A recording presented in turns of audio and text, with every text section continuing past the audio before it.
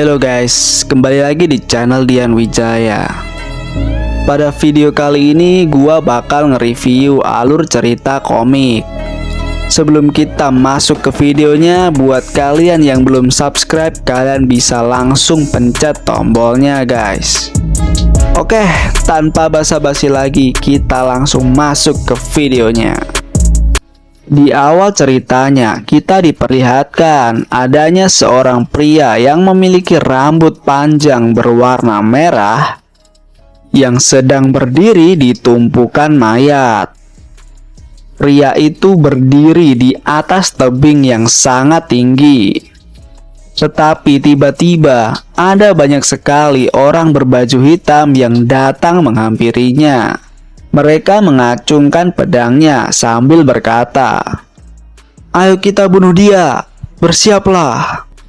Pria berambut merah itu marah dan mengeluarkan jurusnya. Dia pun berhasil mengalahkan para asasin berbaju hitam itu. Kemudian pria berambut merah itu berkata, "Sialan. Tidak peduli seberapa banyak aku membunuh, mereka tetap datang. Mereka benar-benar berusaha untuk mengejarku ketika aku sudah dekat dengan rumah." Tiba-tiba saja ada seorang asasin yang muncul dari tumpukan salju dan dia berkata, "Matilah kau pembunuh." Asasin itu lalu menyerang pria berambut merah itu. Dia pun dapat menangkis serangan asasin itu hanya dengan tangannya.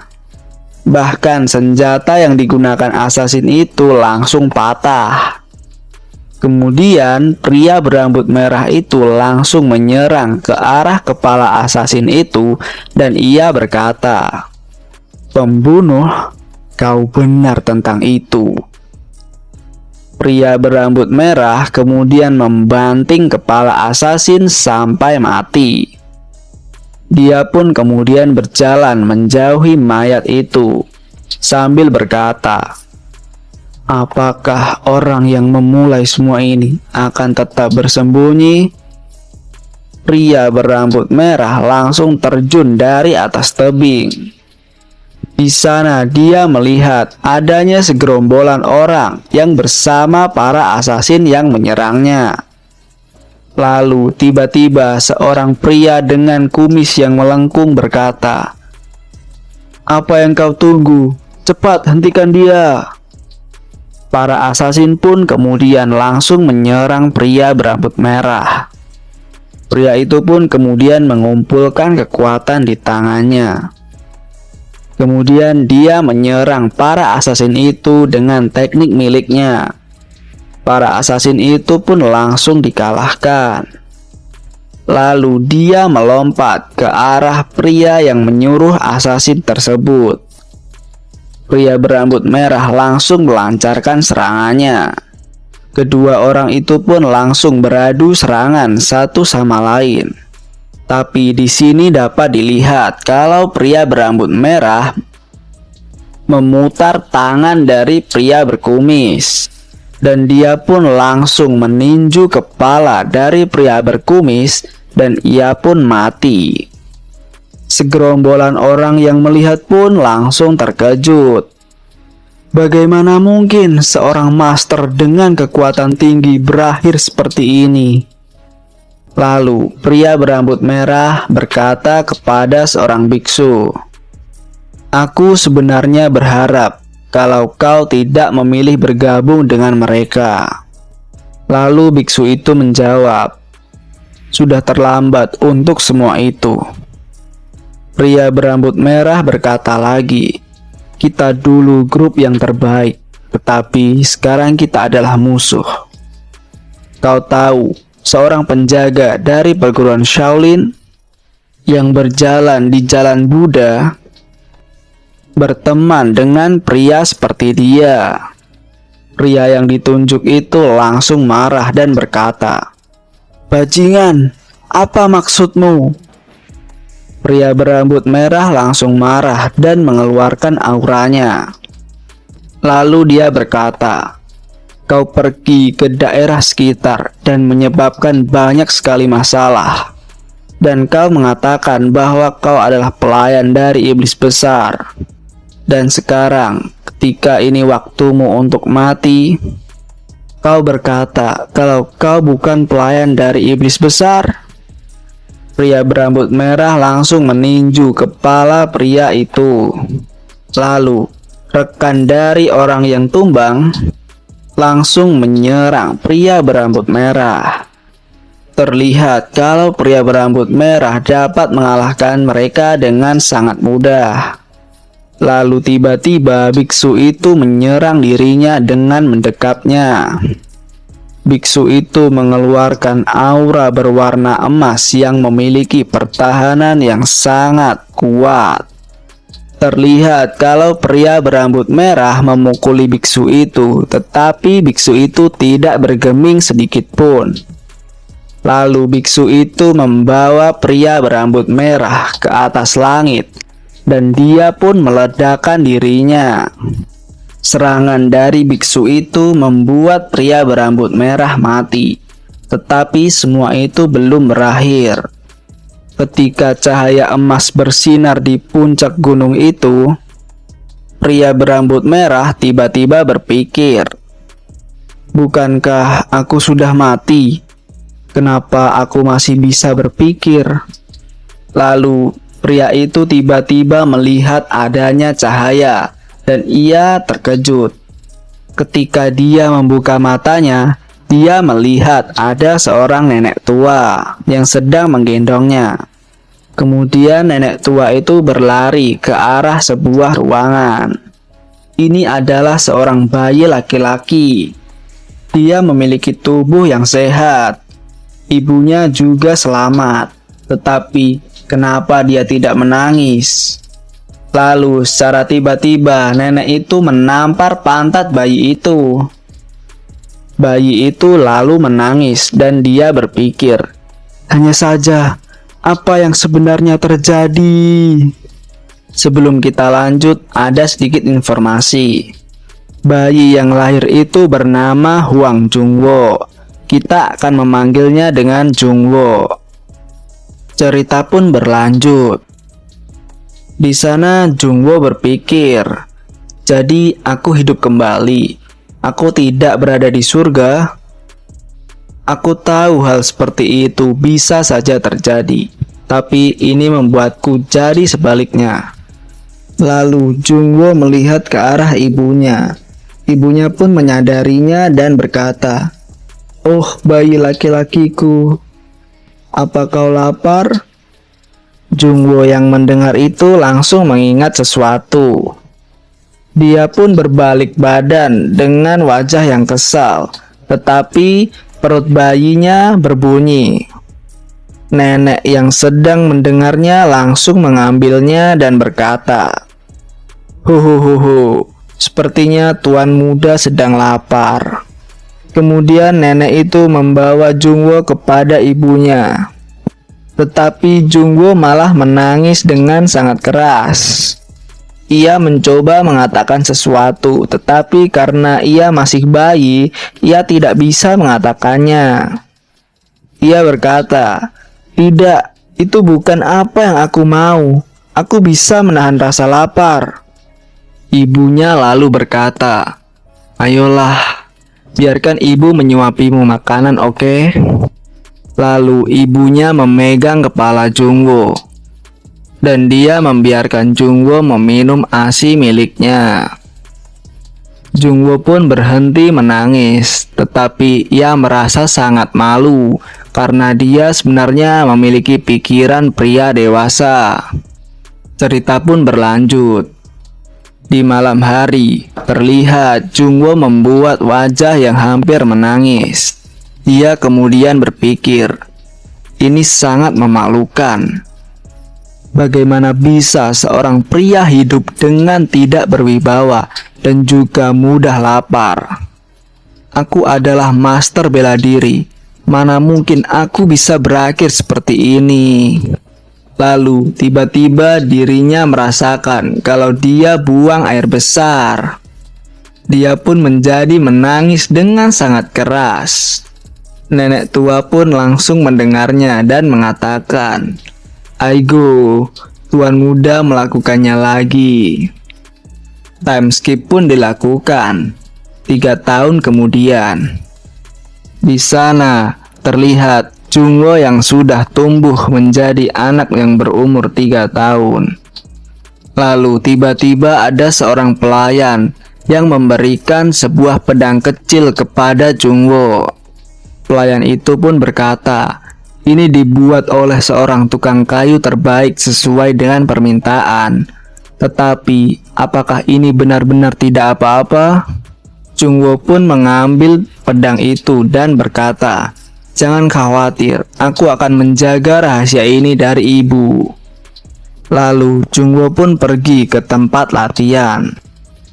Terlihat Jungwo memejamkan matanya sambil mengeluarkan aura miliknya.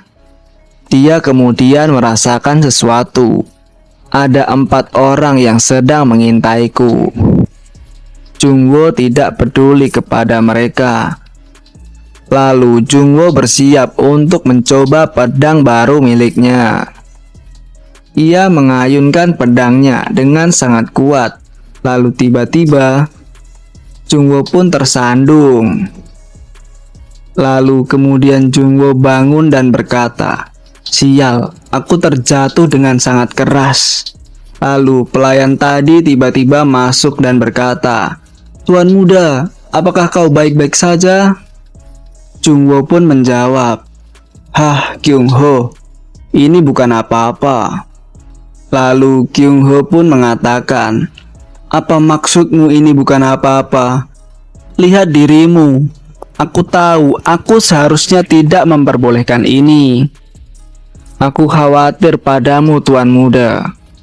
Ini terlalu berlebihan untukmu sekarang. Lebih baik lakukan saja nanti." Lalu mereka pun pergi meninggalkan tempat latihan. Terlihat Jungwo yang sedang mandi dan diikuti oleh para pelayan. Di sana Jungwo berpikir, "Walaupun hanya aku, ini berat bagiku untuk menggunakan kekuatan yang ada pada tubuh anak kecil. Aku harus menjadi orang dewasa sebelum aku bisa mulai menggunakan kekuatanku." Waktu tidak membantuku saat ini. Semua masalah ini bermula dari biksu itu. Tapi bukan berarti aku membenci dengan apa yang terjadi. Aku bahagia bersama ayah, ibu, nenek, kakek, dan juga Kyung Ho. Aku merasa beruntung untuk kasih sayang itu. Mungkin karena aku tidak bahagia di kehidupanku sebelumnya. Sepertinya aku benar-benar memikirkan biksu tua itu. Untuk apa dia mati? Aku tidak tahu lagi apa yang dipikirkan pria tua itu sampai dia mau mati untukku. Apakah seharusnya aku menjalaninya dengan santai seperti ini? Jika itu benar-benar terjadi, itu akan sangat bagus. Lalu tiba-tiba Kyung Ho masuk ke dalam pemandian dan berkata, "Tuan muda, Nyonya sedang sakit. Tuan menyuruhku untuk membawamu."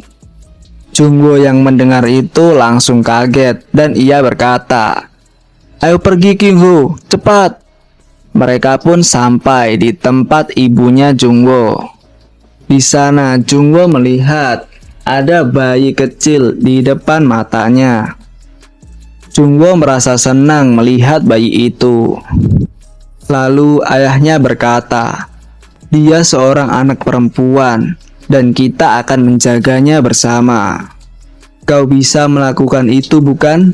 Itulah gunanya sebuah keluarga." Lalu Jungwo menjawab, "Aku bisa, ayah." Dia lalu mengepalkan tangannya dan berpikir, "Aku punya seorang adik perempuan, sebuah bagian dari keluarga." Cerita pun berlanjut kembali ke masa sekarang. Di sini dilakukan time skip sekali lagi. 4 tahun kemudian. Di sini Jungwo berumur 7 tahun. Terlihat Jungwo bertemu seorang pria yang bernama Baekgyo. Dia adalah seorang guru yang dipilih oleh ayahnya Jungwo untuk mengajarinya bagaimana caranya menulis. Jungwo yang tidak menyangka itu lalu mengatakan, "Apakah kamu baru saja bilang belajar menulis?" Ayahnya kemudian menjawab, "Ya, itu benar." Lalu Jungwo menjawab kembali, "Tetapi bukankah kau sudah tahu kalau aku ingin berkonsentrasi pada bela diri daripada membaca dan menulis?" Lalu ayahnya berkata lagi, "Jungwo, bagaimana bisa kau menjadi seorang pria sejati jika kau masih menjadi yang nomor 2?" Lalu ayahnya berkata pada Baekgyo, "Mohon tolong anakku yang masih kecil ini dan berikan dia pengajaran." Baekgyo pun menjawab, "Mohon yakinlah dan percayakan dia padaku. Aku akan mengajarinya dengan seluruh ilmuku." Mendengar perkataannya, Jungwo pun terlihat kalau ia sangat tidak ingin belajar. Lalu ayahnya mengatakan, "Ini tidak mudah membawa dia untuk mengajarimu, jadi kau harus belajar dengan baik." Setelah mengatakan itu, kemudian ayahnya pergi meninggalkan mereka berdua. Tiba-tiba Baekgyo berkata pada Jungwo, "Baiklah, apa kita mulai saja pelajaran kita?" Jungwo terkejut mendengar itu. Dia tertawa sambil berpikir, "Hanya apa yang harus aku lakukan? Berpikir aku bisa melakukannya ketika aku sendiri sedang dalam kekacauan ini." Cerita pun berlanjut. Kita akan flashback sebentar. Di sana terlihat kalau ayahnya memberikan sebuah buku pada Jungwo. Ayahnya berkata, "Tidakkah kau berpikir bahwa anak dari keluarga ini setidaknya harus tahu bagaimana cara membaca ribuan karakter alfabet?" Lalu Jungwo menerima buku itu. Ia pun mempelajarinya. Sambil membaca buku itu, Jungwo pun berpikir, ribuan karakter alfabet itu bukanlah sebuah masalah. Aku telah menghafal semua ini dari kehidupanku di masa lalu, tapi tidaklah mudah untuk berpura-pura membacanya. Aku harus mengatakan padanya bahwa aku sudah membaca semuanya dan sudah menghafalnya. Yah, aku seharusnya tidak terlalu bodoh untuk membuat kesalahan itu. Lalu Jungwo berlari menghampiri ayahnya dan memberikan bukunya. Jungwo pun mengatakan, "Aku sudah menghafal ribuan karakter alfabet." Ayahnya menjadi terkejut dan berkata, "Apa?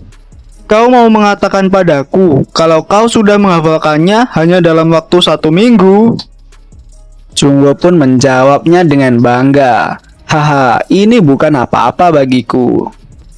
Lalu ayahnya memegang pundaknya sambil berkata, "Oh, jika ini benar, maka kau harus menjadi sastrawan jenius di keluarga kita." Dia melihat Jungwo dengan mata yang bersinar-sinar. Kembali ke masa sekarang. Jungwo berpikir, dari balik matanya itu, siapa yang menduga kalau hal ini akan terjadi? Kurasa hal itu tidak akan membantuku saat aku sudah ada di situasi ini. Sambil memegang buku, Jungwo pun melihat ke arah Baekgyo. Baekgyo pun kemudian mengatakan, "Apakah mungkin bahwa membaca buku ini terlalu mudah bagimu? Aku sudah mendengar kalau kau mungkin berbakat menjadi seorang sastrawan di usia muda." Tetapi Jungwo pun memotong perkataannya dan berkata, "Tidak, aku tidak paham sama sekali dengan apa yang tertulis di buku ini." Jungwo berpikir, jika ayah membuatku belajar karena dia berpikir aku seorang sastrawan jenius, maka semuanya akan berakhir ketika aku menunjukkan kepadanya bahwa aku tidak bisa melakukannya. Lalu Baekgyo berkata, bisa jadi harapan kami yang terlalu tinggi terhadapmu." Jungwo pun senang mendengar perkataan itu. Tapi tiba-tiba Baekhyun berkata lagi, "Itu benar, itulah rintangan yang harus dilewati oleh seorang guru. Aku akan membantumu melewati rintangan itu sedikit demi sedikit." Jungwoo yang mendengar itu langsung mengatakan, "Tidak, aku pikir akan lebih baik jika aku menyerah saja." Lalu gurunya menjawab sambil menutup kipasnya, "Kau tahu apa nama julukanku? Tidak pernah melepaskan buku setelah mulai membacanya. Si anjing putih yang terus berevolusi, yang memiliki kemauan keras dan tidak pernah melepaskan buruan setelah menggigitnya. Aku mengingatkanmu sekarang, Tuan Muda, tidak ada yang berani berkata menyerah padaku." "Baiklah, lalu kita akan mulai pelajarannya." Waktu pun berlalu. Terlihat Jungwoo yang sedang membaca bukunya dengan nyawa yang hampir melayang. Kemudian Baekhyun mengatakan, "Aku tidak bisa mengatakan ini hebat, tapi itu tidak terlalu buruk. Kau pasti akan berkembang dengan belajar seperti ini setiap hari. Hohoho." Jungwoo menjadi terkejut dan berkata, "Apa? Setiap hari kau bilang?" Lalu Baekhyun membuka kipasnya lagi dan berkata, "Itulah apa yang sudah diperintahkan oleh ayahmu dan aku akan melakukan yang terbaik." Lalu Baekhyun berdiri dan keluar dari ruangan itu. Sebelum keluar, Baekhyun mengatakan, "Oh, kita akan bertemu lagi besok, Tuan Muda." Lalu terlihat Jungwoo yang kelelahan dan kemudian berbaring. Dia mengatakan, "Ini tidak boleh terjadi. Jika aku belajar seperti ini setiap hari, aku akan mati." Lalu terlihat Kyung-ho memasuki ruangan itu dan bertanya pada Jungwoo, "Tuan Muda, bagaimana dengan pelajaran pertamamu?" Jungwoo lalu berdiri dan berteriak, "Ayah, ayo pergi menemui ayah. Aku harus berbicara dengannya." Lalu Jungwoo berlari menuju ke ruangan ayahnya. Di sana Jungwoo mengatakan kepada ayahnya, "Ayah, aku punya sesuatu yang ingin aku katakan." Ayahnya lalu menjawab, "Ho, mungkinkah bahwa kau sudah lelah hanya karena hari pertamamu?" Jungwoo lalu berteriak sambil berkata, "Iya ayah, ini terlalu berat." Lalu ayahnya bertanya, "Baiklah Jungwoo, bisa kau katakan padaku apa yang terlalu berat?" Jungwoo lalu menjelaskan, "Belajar 3 jam sehari, setiap hari, tidak bisakah aku diberi sedikit kebebasan?" Lalu ayahnya menanyakan, "Jadi kau tidak mau belajar setiap hari?" Jungwoo lalu mengangguk dan berkata, "Iya, aku tidak mau." Lalu ayahnya mengatakan, "Jika kau tidak mau melakukan itu setiap hari, mari kita ubah menjadi setiap 2 hari sekali." Jungwoo terkejut mendengar hal itu. Lalu ayahnya bertanya, "Apa kau tidak setuju?" Jungwoo pun menjadi panik dan menjawab, "Bagaimana bisa aku tidak setuju jika itu setiap 2 hari sekali?" Lalu ayahnya Jungwoo mengatakan, "Karena kau sudah ada di sini dan waktu juga sudah berjalan, kenapa kita tidak sekalian saja pergi makan malam? Ibumu dan adikmu pasti sudah menunggu kita." Jungwoo pun menjawab, "Baik ayah." Mereka lalu berjalan menuju ke ruang makan.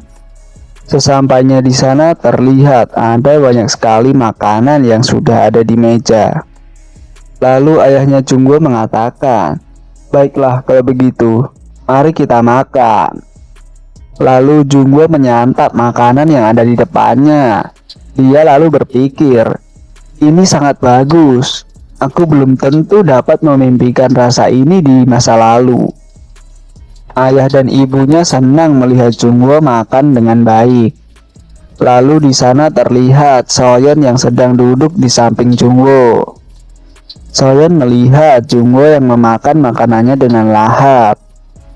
Soyeon lalu melihat makanan yang ada di piring, lalu ia mencoba mengambilnya. Soyeon terlihat kesusahan mengambil makanan itu. Lalu Jungwoo melihat ke arah Soyeon. Ternyata Soyeon berniat untuk menyuapi Jungwoo. Lalu Soyeon berkata sambil tersenyum, "Opa, makanlah." Mendengar perkataan itu membuat hati Jungwoo menjadi terkejut. Lalu Jungwoo memakan makanan itu sambil berkata, "Baiklah, aku akan memakan satu-satunya yang diberikan Soyeon kepadaku untuk pertama kalinya." Soyeon pun menjadi senang dan mengatakan, "Aku suka padamu, Opa." Cerita pun berlanjut. Terlihat hari yang sudah malam. Di sana Jungwoo sedang berbaring di tempat tidurnya. Jungwoo lalu berpikir, "Aku sudah benar-benar nyaman dengan gaya hidup seperti ini. Keluarga dan juga kedamaian. Itu sangat bagus. Aku sangat menyukainya. Tetapi kau tidak ingin aku untuk membalas dendam, bukan, biksu tua? Aku akan melakukan yang terbaik, karena aku tidak mau untuk kembali ke kehidupanku yang dulu. Menurutku, kau sudah benar-benar mengalahkanku, Pak Tua." Lalu Jungwoo pun tertidur pulas. Lalu hari pun berganti.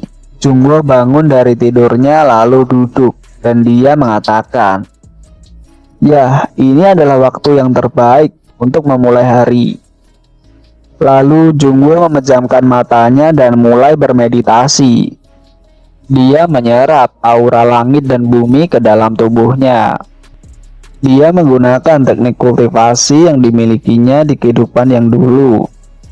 Dengan tekniknya itu, ia dapat menyerap aura langit dan bumi dengan sangat mudah dan juga sangat cepat. Lalu Jungwoo pun berhasil menembus batas kultivasi miliknya. Ia sekarang berada di tingkat 4 dalam harmoni. Di kehidupannya yang dulu, ia berhasil mencapai tingkat kelima. Jungwoo berpikir, "Aku dapat mencapai ke tingkat yang keempat hanya dalam waktu 7 tahun. Bukankah aku sangat hebat? Inilah kenapa aku disebut dengan seorang jenius." Lalu Kyungho bertanya, "Apakah Anda sudah bangun, Tuan Muda?" Lalu Jungwoo membuka pintunya dan mengatakan, "Tentu saja aku sudah bangun. Bagaimana dengan tidurmu, Kyungho?" Kyungho pun menjawab, "Aku tidur dengan sangat baik, Tuan Muda." Lalu Jungwoo bertanya, "Apa jadwalku untuk hari ini?" Kyungho pun menjawab, yang pertama itu adalah sarapan, dan yang kedua itu adalah belajar."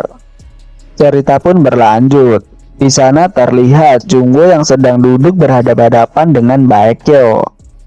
Lalu Jungwoo bertanya kepada Baekgyo,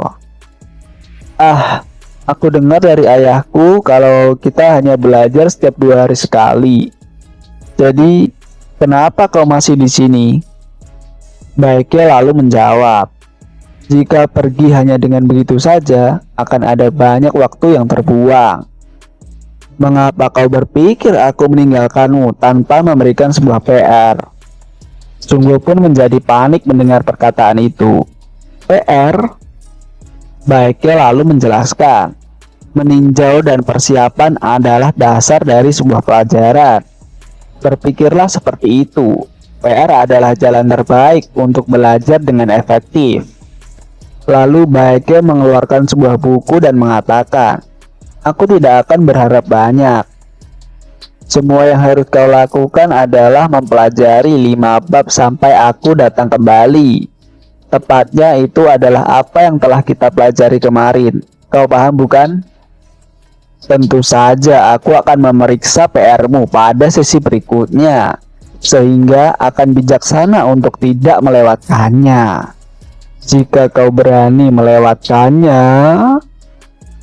"Baiklah, Tuan Muda, karena kau sangat cerdas, aku akan membiarkanmu berpikir sesuai imajinasimu." Hohoho. Jungwoo pun menjadi ketakutan dan berpikir, "Kenapa aku dipaksa untuk mengerjakan PR?" Lalu gurunya berkata, "Baiklah, maka aku akan melihatmu 2 hari lagi, Tuan Muda." Cerita pun berlanjut kembali ke masa sekarang. Di sana terlihat Jungwo yang sedang mengerjakan PR-nya dengan sangat rajin. Ayahnya melihat untuk mengawasi apakah Jungwo mengerjakan PR-nya atau tidak. Setelah melihat Jungwo, ayahnya pergi bersama dengan ibunya Jungwo. Di sana ibunya bertanya, "Kau benar-benar senang melihat anak kita belajar, bukan?" Ayahnya pun menjawab, "Tentu saja, siapa yang tidak? Bukankah ini kesempatan besar bagi keluarga kita dapat melahirkan seorang sarjana yang hebat?" Ibunya lalu mengatakan, "Mohon jangan terlalu serakah dengan ambisimu. Kita harus menghormati keputusannya untuk mengejar apa yang ia inginkan." Ayahnya pun mengatakan, Aku mengerti. Aku telah menaruh harapan yang tinggi kepadanya. Tapi itu tidak akan menjadi hak untuk memaksa dia melakukan segala sesuatu." Ibunya pun berkata, Bagus untuk didengar. Aku bersyukur kau tidak keras kepala." Lalu ayahnya Jungwo memegang pinggang istrinya itu dan berkata, "Tentu saja, bagaimana bisa aku menikah dengan seorang yang sangat cantik sepertimu jika aku keras kepala?" Setelah itu mereka berdua pun ahem-ahem. Cerita pun berlanjut. Di sana terlihat Jungwo yang menutup bukunya dengan keras dan berteriak, "Itu sudah cukup!" Lalu dia pun keluar dari ruangan itu. Kyungho yang melihatnya lalu bertanya, "Tuan muda, tapi Anda berjanji untuk belajar sampai siang berakhir." Jungwo menjawab, "Janji dimaksudkan untuk dilanggar." Kyungho pun mengikutinya dan bertanya, "Anda mau pergi kemana, Tuan muda?" Lalu Jungwo menjawab, "Aku ingin pergi bermain." Kyungho pun menjadi panik dan mengatakan, "Aku bertanya karena aku tidak tahu arah kemana tujuan Anda." Jungwo lalu menunjuk ke arah langit dan mengatakan, "Langit itu cukup tinggi dan cantik, dengan banyak sekali burung yang terbang di sekitarnya." Kyungho pun menjadi bingung dengan maksud perkataan Jungwo. Lalu Jungwo pun menjelaskan, "Bagaimana mungkin aku hanya duduk di depan meja? Aku harus mendapatkan udara segar untuk sesekali." Mendengar perkataannya, Kyungho pun menghela nafasnya. Jungwo pun melanjutkan, "Yah, lagi pula, tidakkah kau tahu ibu dan ayah telah pergi? Mereka tidak akan khawatir tentangku untuk sementara waktu." Lalu Kyungho melihat Jungwo dengan aneh dan berkata, "Mungkinkah ini apa yang kau inginkan dari awal?" Jungwo lalu berkata, "Diamlah Kyungho. Apa yang akan kau lakukan ketika ibu dan ayah datang kembali ke sini di saat ada keramaian seperti ini?" Lalu di sana Soyeon melihat Jungwo yang sedang berisik. Soyeon pun berkata, "Itu Opa." Lalu Jungwo berlari menghampiri Soyeon dan berkata, "Aigo, apakah adikku datang untuk melihat opanya?" Soyeon pun menjawab, "Iya Opa." Jungwo pun mengelus-elus kepalanya dan mengatakan, Kau sangat menggemaskan." Jungwo lalu bertanya kepada pelayan wanita, "Kemana kau mau pergi?" Pelayan itu menjawab, Aku sedang dalam perjalanan ke pasar untuk membeli beberapa bahan pokok. Lalu Nona meminta untuk ikut." Jungwo bertanya, "Bahan pokok? Kenapa tiba-tiba sekali?" Pelayan itu menjawab, "Sekali setiap 2 minggu, pasar ikan akan dibuka. Dan hari ini kebetulan saja adalah hari itu." Jungwo lalu membayangkan ikan dan mengatakan, "Pasar ikan? Ya, ikan lebih enak jika segar." Lalu Jungwo mengatakan, "Itu sebuah ide yang bagus. Soyeon, haruskah kita ikut saja?" Soyeon pun menjawab, "Baiklah, aku mau pergi bersama Opa." Jungwo pun menjadi senang dan mengatakan, "Haha, kurasa aku tidak punya pilihan lain ketika adik perempuanku ingin kakaknya juga pergi. Baiklah, ayo kita pergi bersama-sama." Melihat kelakuan Jungwo, Kyungho dan pelayan itu pun menjadi panik. Lalu mereka pun pergi ke pasar. Di perjalanan membeli ikan, di sana mereka melihat ada banyak sekali toko-toko di pasar. Soyeon pun menjadi senang melihat keramaian itu. Jungwo lalu berkata, "Ini sudah sangat lama sejak terakhir kali aku ke pasar seperti ini." Kyungho menjadi bingung dan bertanya, "Bukankah ini yang pertama kalinya, Tuan muda?" Jungwo lalu menjawab, Sekitar 8 tahun yang lalu. Saat itu aku sedang sibuk dengan banyak hal. Jadi, aku benar-benar tidak bisa datang ketika pasar itu penuh sesak dengan orang-orang seperti ini. Kyung Ho lalu berpikir kalau Jungwoo aneh. Bukankah dia hanya berumur 7 tahun? Lalu mereka pun sampai di tempat toko ikan itu. Pelayan itu lalu mengatakan, itu adalah hiu raksasa yang baru-baru ini ditangkap. Tuan benar-benar sangat menginginkan itu. Jungwoo pun berkata, ayah menginginkan itu. Kenapa kau masih di sini? Pergi belilah. Lalu pelayan itu pergi membeli ikan itu. Lalu di sana Jungwoo dan Soyeon melihat-lihat ikan di sekitar. Ketika penjaga toko itu mengangkat ikan yang besar, Soyeon pun menjadi takut. Lalu terlihat kalau ikan itu melompat dari tangan penjaga toko itu. Lalu mereka berdua pun berkeliling mengunjungi toko-toko yang ada di pasar itu. Mereka membeli baju dan mereka juga membeli makanan. Waktu pun sudah sore. Di sana terlihat pelayan wanita itu kembali dan berhasil membeli ikan hiu itu. Ketika mereka berniat kembali, Kyung Ho melihat kalau Jungwoo dan Soyeon menghilang. Mereka berdua pun menjadi panik dan mereka berlari-larian ke pasar sambil berteriak, "Nona muda, tuan muda, di mana kamu?" Lalu di sana terlihat kalau Jungwoo dan Soyeon yang sedang pingsan dan dikelilingi oleh beberapa pria. Di sisi lain, Kyung Ho berlari kembali ke rumahnya dan masuk ke ruangan ayahnya Jungwoo. Di sana Kyung Ho berkata dengan nafas yang terengah-engah, Tuan muda dan nona muda, mereka..." Melihat Kyung Ho, ayahnya Jungwoo pun mengatakan, "Tolong berbicara sesudah kau selesai menghela nafas. Apa yang kau bicarakan itu mengenai anak-anak." Lalu Kyung Ho menjelaskan dengan wajah yang sedih, "Kita pergi ke pasar bersama-sama dan kemudian mereka menghilang." Ayahnya Jungwoo pun sedikit marah dan mengatakan, "Hilang?" Lalu pelayan wanita itu berlutut dan mengatakan, "Semua ini kesalahan kami. Aku terlalu sibuk dengan sesuatu yang lain." Mendengar itu, ayahnya Jungwoo pun menjadi sedikit pusing. Lalu ayahnya Jungwoo mengatakan sesuatu kepada asasin yang dimiliki oleh keluarganya. "Pyo, pergilah melihatnya." Lalu ayahnya Jungwoo memegang pundak Kyung Ho dan mengatakan, "Kyung Ho, jelaskan padaku detailnya sedikit demi sedikit. Bagaimana bisa kita menemukan anak-anak jika kau tidak bisa mengingat ingatanmu dengan benar?" Lalu Kyung Ho pun menjelaskan semua yang ia ketahui kepada ayahnya Jungwoo. Setelah mendengar semua perkataan Kyung Ho, ayahnya Jungwoo lalu berkata, "Aku mengerti. Untuk sekarang, aku mau kau menenangkan dirimu dan beristirahat. Kita akan beruntung jika mereka menghilang hanya untuk sementara waktu. Dan aku hanya bisa berdoa agar tidak ada hal yang terjadi pada anak-anak." Cerita pun berlanjut. Di sebuah warung makan. Di sana terlihat seorang pria berambut kuning. Ia mengatakan, "Hei, apakah kau sudah dengar? Anak-anak dari tuan kota telah menghilang. Sudah ada seseorang yang mengaku dan menemukan anak-anak tuan kota di kota ini. Tetapi tidak ada yang melihat mereka dan 2 hari pun sudah berlalu. Setidaknya sudah ada beberapa berita tentang menghilangnya mereka. Tanpa memperhatikan, aku tidak percaya ada orang yang berani mengambilnya sekalipun itu jika memang penculikan.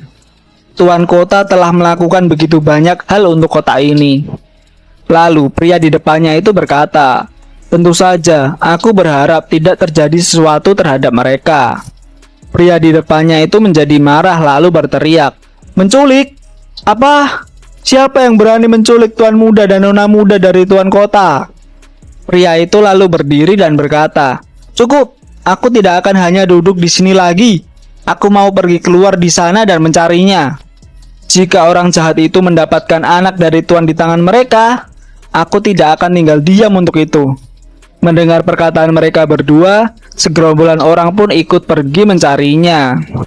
Pemilik toko yang melihat itu lalu berkata, "Apa yang aku lakukan di sini ketika semua orang di luar sana sedang menolong? Siapa orang berakal sehat yang mau-maunya menculik anak-anak dari Tuan?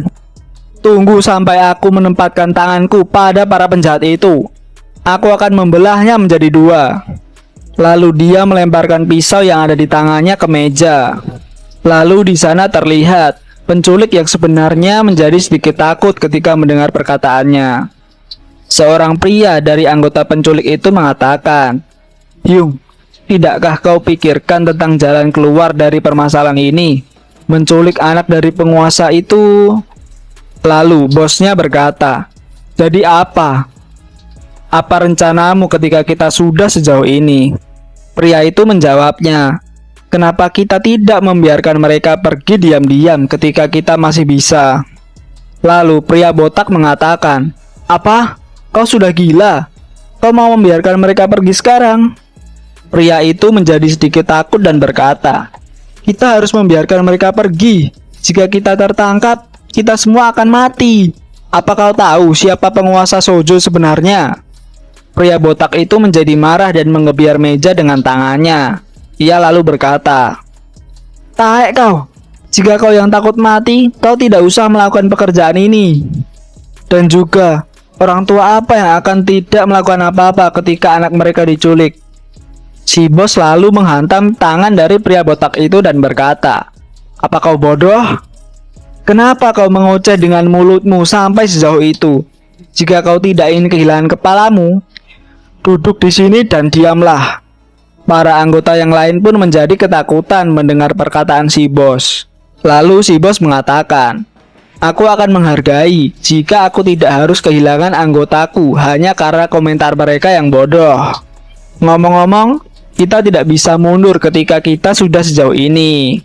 Lagi pula, tidak ada jaminan kita akan tetap memiliki leher kita, bahkan jika kita mengirim mereka pulang." Lalu si bos menunjuk ke pria botak dan berkata, "Kau pergi ke yang lainnya dan beritahu mereka bahwa kita akan mendesak dengan rencana itu." Pria botak pun menjadi panik dan mengatakan, "Apa?" Si bos itu lalu berteriak, "Apa yang kau tunggu? Pergilah!" Lalu dia menunjuk ke pria yang berbicara tadi, "Dan kau langsung pergi ke rumah tuan itu dan beritahu mereka, dia adalah tuan dari kota ini, bukan? Minta tebusan yang besar dalam bentuk emas sebesar 3 juta. Para anggota yang lain menjadi senang. 3 juta? Si bos pun menjelaskan, "Kita akan mendapatkan jackpot dan kabur dari lubang neraka ini. Bukankah kau sudah setuju bahwa kita harus dapat kompensasi yang pantas karena sudah mengambil resiko tersebut dengan hidup kita?" Lalu bawahannya berkata, "Kau benar bos, aku akan memberitahu mereka tentang jumlah tebusan ini." Lalu mereka pun pergi dari warung itu. Si bos pun juga ikut pergi keluar, tetapi tiba-tiba dia dilempar oleh pisau dan tertancap di dinding. Si bos itu pun menjadi panik dan berkata, "Apa yang kau inginkan?" Lalu penjaga toko mengatakan dengan wajah yang marah, "Kau boleh pergi, tapi kau harus membayar makananmu dulu." Si bos pun menjadi terkejut dengan perkataannya. Dia kira dia tahu kalau dia penculiknya. Si bos pun lalu membayar makanannya dan pergi dari sana. Waktu pun berlalu. Terlihat di suatu ruangan yang kotor, Junwo pun tiba-tiba tersadar. Ia pun terkejut ketika melihat para penculik yang sedang duduk di depannya. Penculik yang memiliki luka di wajah akan gue beri nama Scarface. Scarface pun berkata, "Oh, lihat anak itu sudah bangun." Si gendut menjawab, "Dia bangun duluan karena dia adalah anak laki-laki, bodoh." Lalu Junwo pun melihat para penculik dengan tatapan yang kesal. Scarface lalu mendekat ke Junwo. Dia berkata, "Anak macam apa yang punya tatapan bengis seperti ini?" Junwo lalu menatap dengan tajam dengan sedikit marah. Ketika Scarface melihat mata Junwo, dia merasakan tatapan yang sangat mematikan dari arah Junwo.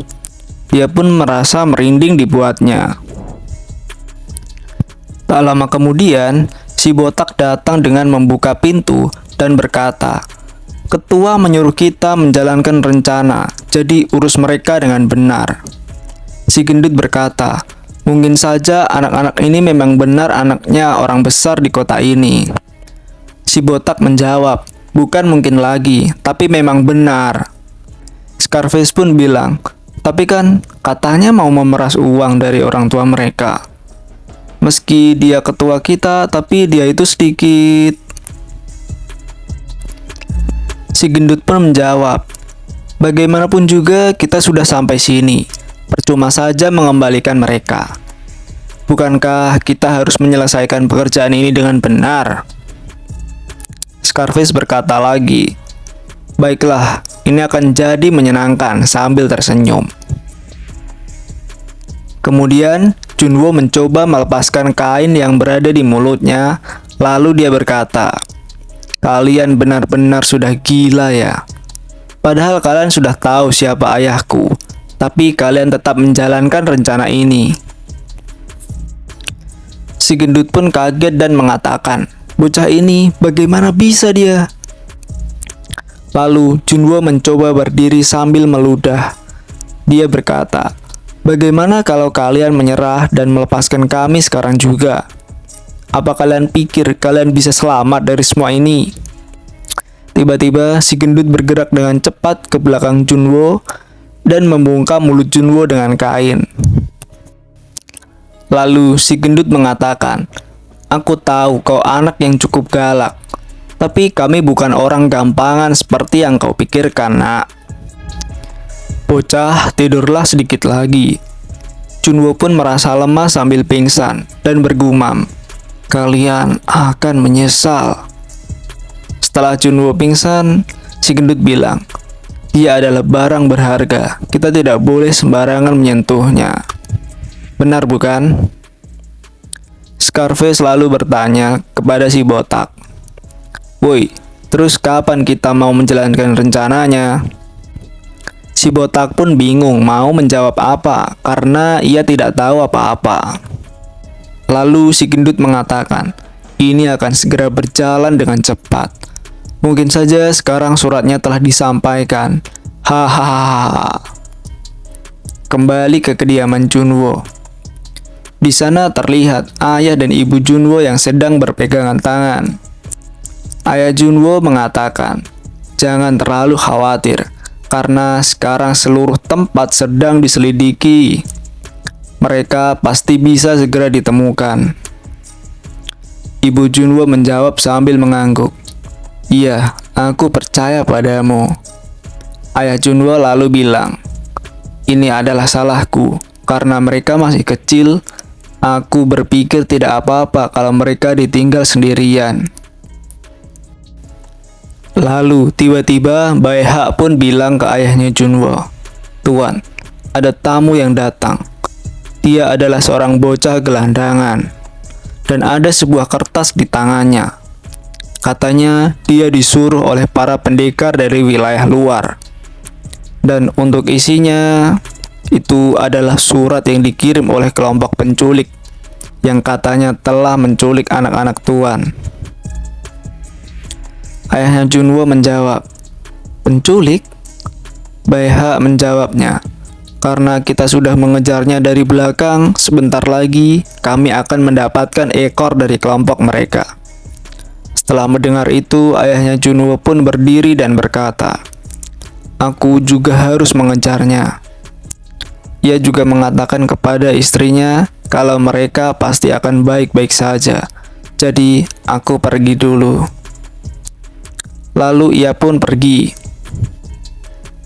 Kemudian Baeha melompat ke belakang ayah Junwo dan mengatakan, "Ada laporan masuk bahwa ekor dari kelompok mereka telah tertangkap, dan yang lain sudah pergi duluan. Apa yang harus saya perintahkan pada mereka, Tuan?" Ayah Junwo berkata, "Perintahkan pada mereka untuk melakukan tugasnya. Utamakan keselamatan anak-anak dan jangan beri ampun pada penculik itu." Lalu, dia dan para pasukan bergerak meninggalkan kediaman itu. Waktu berlalu, di suatu tempat di sebuah hutan, terlihat salah satu penculik yang sedang berlari menuju ke markas mereka Di sana, para pasukan bayangan terlihat sedang mengikuti salah satu penculik itu tanpa disadarinya. Di tengah-tengah pengejaran, salah satu pengawal bayangan bertopeng merah berkata, "Baihak, apa kau bisa menghadangnya dari depan?" Baihak pun mengatakan, "Tidak masalah." Lalu, pria bertopeng hijau berkata, "Kalau begitu, Baihak, urus dari depan. Aku akan mengurusnya dari belakang. Dan kau istirahat saja di sini." Lalu kedua orang itu pun bergerak dengan cepat menuju ke penculik itu. Penculik itu pun terkejut ketika ada dua orang bertopeng yang sedang ada di depan dan di belakang dirinya. Ia lalu berteriak, "Siapa kalian?" Kalian pemburu ya?" Lalu penculik itu mengeluarkan senjata dari balik bajunya dan menyerang dua orang bertopeng dengan serangan mendadak. Tapi serangan itu dapat dihindari dengan mudah. Lalu Baihak mengepalkan tangan dan menyerang penculik itu. Penculik itu masih bisa menghindari serangannya. Lalu penculik yang merasakan krisis pada hidupnya pun mengeluarkan bom asap beracun dari balik bajunya dan mencoba untuk kabur. Tetapi pria bertopeng hijau menangkap penculik itu sebelum ia berhasil melarikan diri dan menyerang kakinya untuk membuatnya terjatuh. Lalu ia mengatakan, "Maaf saja, kalau racun aku mampu untuk mengatasinya. Bagaimanapun juga, sepertinya kaulah yang telah salah memilih lawan." Penculik itu lalu memasang wajah yang ketakutan. Cerita pun berlanjut, berpindah ke lokasi tempat Junwo dan adiknya diculik. Terlihat Soyeon yang tersadar melihat kalau kakaknya sedang pingsan dengan tubuh yang terikat dengan tali berada di depan dirinya. Ia melihat Junwo yang seperti itu, lalu menangis dengan keras yang mengagetkan para penculik itu. Scarface yang mendengar itu langsung berdiri dan mengatakan, "Siapa itu sialan?" Si botak lalu memegang pundak Scarface dan mengatakan, "Dia cuma gadis kecil. Kenapa kau begitu marah?" Scarface membalasnya, "Gadis kecil? Kau pikir sekarang ini kita sedang main rumah-rumahan?" Bos penculik yang jengkel lalu mengatakan, "Kalian berdua, hentikan. Buatlah agar anak itu berhenti menangis, cepat." Si gendut lalu mendekat ke Soyeon dan mengatakan, "Hei gadis kecil, jangan menangis, cup cup cup. Paman-paman ini bukan orang yang jahat kok." Soyeon lalu melihat para penculik itu yang sedang tersenyum dengan menakutkan, lalu menangis dengan lebih keras lagi. Wah! Scarface yang tidak tahan lagi lalu mencoba memukul Soyeon. Tapi Junwo tiba-tiba tersadar dan menendang kepala Scarface sampai ia pingsan. Para penculik yang lain lalu terkejut dengan kejadian itu. Junwo lalu mengatakan, "Hei brengsek, sekarang kalian membuat adikku menangis." Ia mengatakan itu sambil marah. Si bos pun berteriak dengan keras, "Apa-apaan bocah itu? Hei, kau tidak berdiri, memalukan sekali. Kau mendapat pukulan dari bocah seperti dia." Junwo lalu melepaskan ikatan di tubuhnya dan mengatakan, "Aku akan ngebantai kalian semua." Lalu ia berlari menuju ke tempat si bos berada. Di sana si botak mencoba menghalangi jalan Junwo. Tapi Junwo menggunakan teknik gerakan miliknya untuk melewatinya. Lalu si gendut juga ikut mencoba untuk menghalanginya, tapi Junwo membalasnya dengan tendangan ke muka.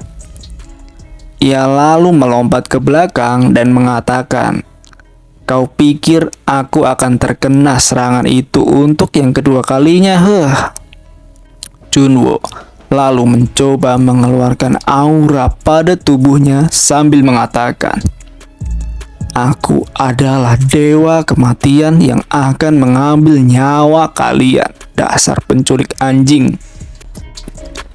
Cerita pun berlanjut. Terlihat bos penculik yang merasa terintimidasi oleh pancaran aura ki milik Junwo. "Apa? Dewa kematian katamu?" Lalu ia menarik pedang yang berada di pinggangnya dan mengatakan, "Tadinya aku ingin memperlakukanmu dengan baik. Itu karena kau adalah barang yang berharga. Tapi aku akan membunuhmu sekarang, dasar bocah sialan," ucap bos penculik sambil tersenyum. Adegan pun berganti. Terlihat Soyeon yang mengkhawatirkan Junwo yang akan bertarung melawan bos para penculik itu. Si gendut pun bertanya pada si bos. "Apa yang harus dilakukan dengan anak perempuan itu, bos?" Si bos pun menjawab, "Bawa saja dia. Setidaknya harus ada satu bara yang selamat, bukan?" Lalu si gendut pun berlari menuju Soyeon. Junwo yang melihat itu berusaha menghalanginya sambil mengatakan, "Sialan, mau kemana kau?" Tapi si bos pun muncul tepat berada di belakang Junwo sambil mengayunkan pedangnya. Junwo lalu mencoba menghindari serangan itu, tetapi ia masih terkena sedikit luka karena ujung tebasan pedang itu. Melihat kalau si gendut sudah mendekati Soyeon, Junwo yang kesal pun berteriak, "Aku benar-benar akan memotong kalian, dasar penculik sialan." Kemudian si bos menyerang Junwo dari belakang dengan pedangnya lagi. Junwo yang menghindari itu melompat menghindari serangannya. Setelah itu Junwo melancarkan serangan uppercut yang sangat keras ke arah si bos. Si bos yang terkena serangan itu langsung merasa lemas dibuatnya. Junwo lalu berlari meninggalkan si bos dan menuju ke arah si gendut. Si gendut yang menyadarinya langsung mencoba menangkap Soyeon dan memegang leher Soyeon sebagai sandera agar Junwo menghentikan serangannya.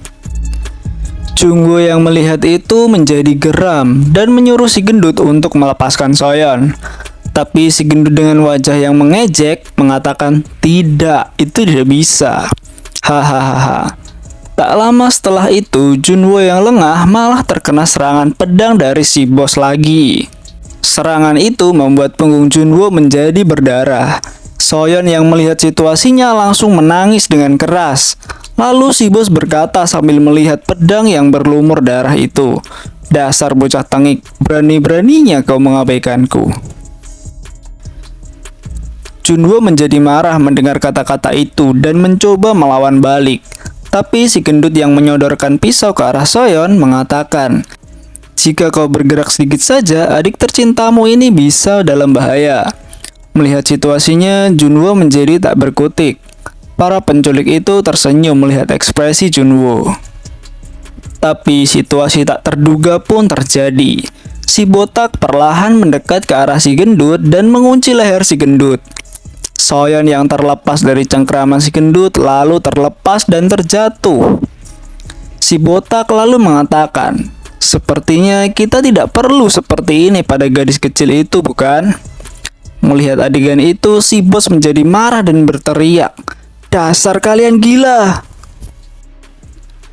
Junwo yang tak mau melewatkan kesempatan emas ini langsung menyerang si bos dengan tinjuan ke arah mukanya. Serangan itu membuat tubuh si bos terlempar jauh dan membuatnya tak berdaya. Lalu si gendut menyerang si botak dan mencoba untuk menangkap Soyeon lagi. Tapi Junwo menyadari itu dan menyerang kepala si gendut dengan tendangan yang sangat keras. Merasa tak cukup, Junwo melanjutkan serangan dengan memegang kepala si gendut dan membenturkannya ke dinding dengan sangat keras. Serangan itu akhirnya membuat si gendut lemas, tapi kemarahan Junwo belum reda. Ia melanjutkan serangan secara terus-menerus ke wajah si gendut dengan sangat brutal. Soyeon yang melihat Junwo yang penuh amarah lalu menangis sambil berteriak, "Kakak!" Soyeon lalu berlari ke arah Junwo dan memeluk Junwo sambil berkata, "Kakak, hentikan! Kumohon hentikan, Kak!" Ia mengatakan itu sambil menangis dan memeluk Junwo. Junwo yang tersadar lalu menghentikan serangannya. Ia memegang kepalanya sambil menangis dan berkata, "Brengsek." Tak lama kemudian, prajurit bayangan dan ayahnya Junwo tiba di lokasi diculiknya kedua kakak beradik itu.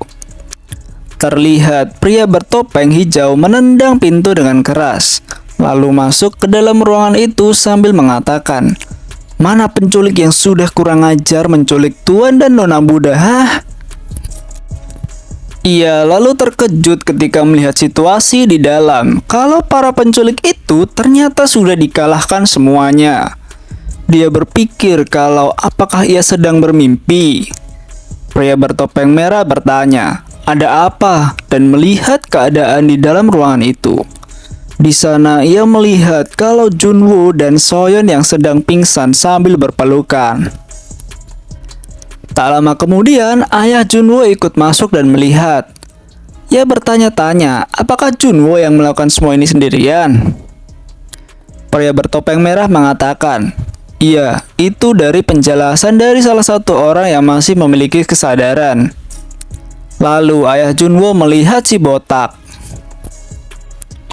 Si botak pun menjadi takut karenanya. Ayah Junwo lalu bertanya kepada BH, "Apa kau punya sesuatu untuk menghangatkan mereka?" BH lalu menjawab, "Ya, aku punya tuan," dan memberikan selimut kepadanya. Ketika ayah Junwo sedang menyelimuti mereka berdua, Junwo tiba-tiba bangun dan bergumam, "Ayah." Ayah Junwo lalu bertanya, "Apa kamu terluka?"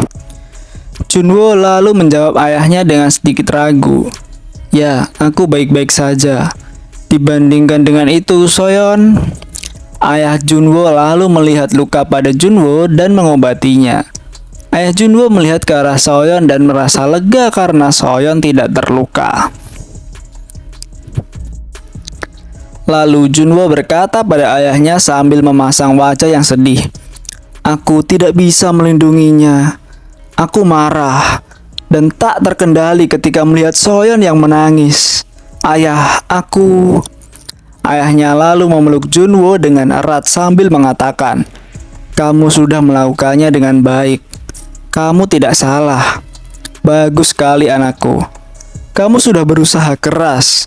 Syukurlah kalian selamat anakku." Mendengar itu, Junwo memeluk ayahnya dengan merasa sedih dan tertidur di pelukannya. Cerita pun berlanjut. Akhirnya mereka telah kembali ke rumah. Terlihat kalau Junwo dan Soyeon yang tertidur dengan pulas di kasurnya. Ayah dan ibu Junwo melihat kedua anaknya yang telah tertidur dan mulai bercengkrama.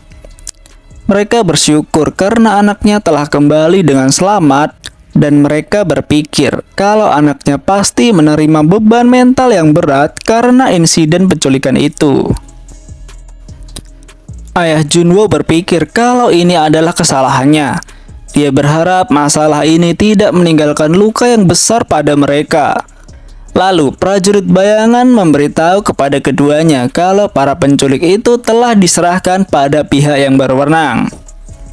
Mendengar berita itu, ibu Junwo menjadi senang dan berpikir kalau ia harus menyiapkan teh yang hangat yang dapat menenangkan hati mereka jika mereka sudah bangun nanti. Ayah Junwo yang mendengar itu mengatakan, "Itu terdengar bagus." Lalu ibunya pun pergi untuk menyiapkan teh. Tak lama setelah itu, salah satu prajurit bayangan melapor pada ayah Junwo. "Seperti yang diperintahkan, saya telah mengatur agar Nyonya tidak mendengar cerita soal Tuan Muda.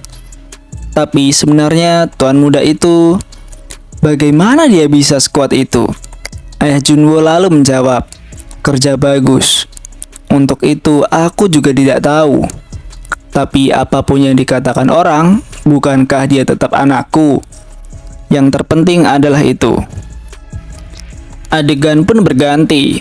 Di dalam pikiran Junwo terdengar suara aneh yang terus-menerus terdengar. Suara itu berkata, "Pembunuh, kau adalah pembunuh. Percuma saja kau sok suci begitu. Semua akan tahu siapa dirimu yang sebenarnya. Kau adalah monster." Mendengar suara-suara itu, sosok Junwo di masa lalu terlihat yang berlumuran darah. Ia lalu berteriak, "Nyala! Tanpa kau bilang begitu pun aku sudah tahu." Lalu Junwo memikirkan tentang kenangan yang dia dapatkan pada kehidupan yang baru. Kenangan ketika ia mendapatkan keluarga dan mendapatkan kasih sayang yang belum pernah dia dapatkan ketika dia menjadi dewa bela diri di masa lalu. Ia lalu merenung dan menangis sambil mengatakan, "Aku tidak ingin kembali menjadi monster seperti itu. Aku tidak ingin kembali seperti itu lagi." Tiba-tiba Soyeon memegang jari tangan Junwo dan melihat kalau Junwo menangis. Ia bertanya, "Kakak, apa kau baik-baik saja?" Junwo lalu menjawab, "Ya, aku baik-baik saja." Seketika Junwo bangun dan mengusap air mata di matanya. Ia merasa malu karena Soyeon melihat kalau dirinya menangis. Soyeon lalu memeluk Junwo sambil berkata, "Kakak, kau bukan orang jahat." Junwo yang mendengarnya pun terkaget dan merasa malu. Ia melihat Soyeon yang tertidur setelah mengatakan itu. Kemudian Junwo mengusap kepala adiknya dan bergumam sambil tersenyum, "Terima kasih adikku."